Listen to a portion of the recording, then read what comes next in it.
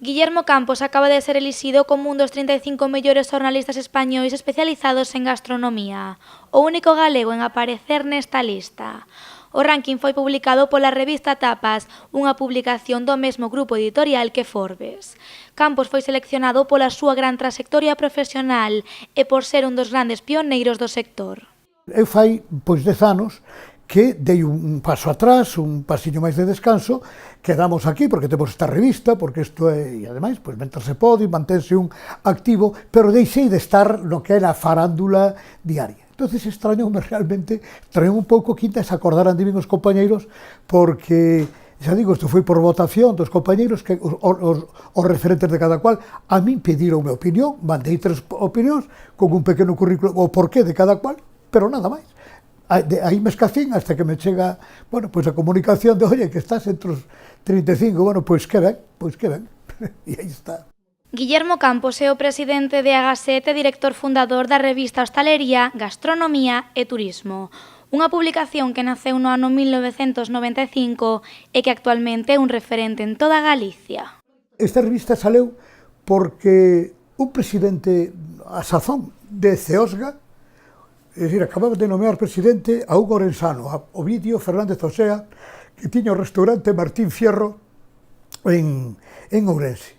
E un día, falando das cousas, os diálogos informativos habituales entre nós, isto vai por aquí, vai por ali e tal e cual, e díxeme, oi Guillermo, pero como se pode chegar con todo este mensaxe, estas cousas que nos inquedan, como se pode chegar a uns 30.000 establecementos que temos de hostelería que temos en Galicia. O sea, os cataláns teñen revistas de divulgación intersectoriais a partir da hostelería como un sector que demanda, que compra, que demanda. É dicir, no medio hai que poñer un medio que a oferta, que canalice a oferta, un recibe, e isto deberá de funcionar sin maiores agobios, seguramente, pois iso é interesante, tal e cual, pois ti busca como que chega aos establecementos, que do resto encargo meu.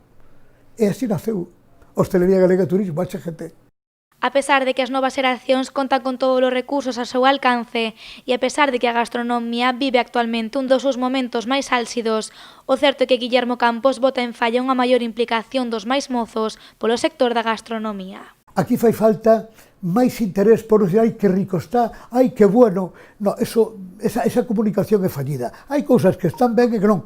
E para falar con conhecemento de causa, hai que ter unha elemental formación. Porque o mundo do bloguerismo, con todo o respeto, estos influencers e tal, e usted que sabe desto? É dicir, aí fai falta un pouquiño máis de fondo, de coñecemento, de lectura, de documentación, viaxar. Con preocupación vive tamén este xornalista pontevedrés a situación actual tras a crise da COVID, unha pandemia que afectou especialmente a hostalería e ao turismo. Por iso, Guillermo Campos cree que é fundamental a colaboración de toda a cidadanía para sair adiante.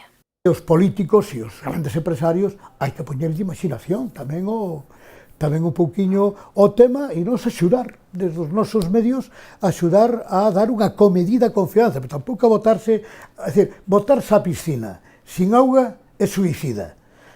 Botarse con auga pode ser hasta unha hixiene física e mental fenomenal, porque nadar é moi relaxante. Aí están os equilibrios.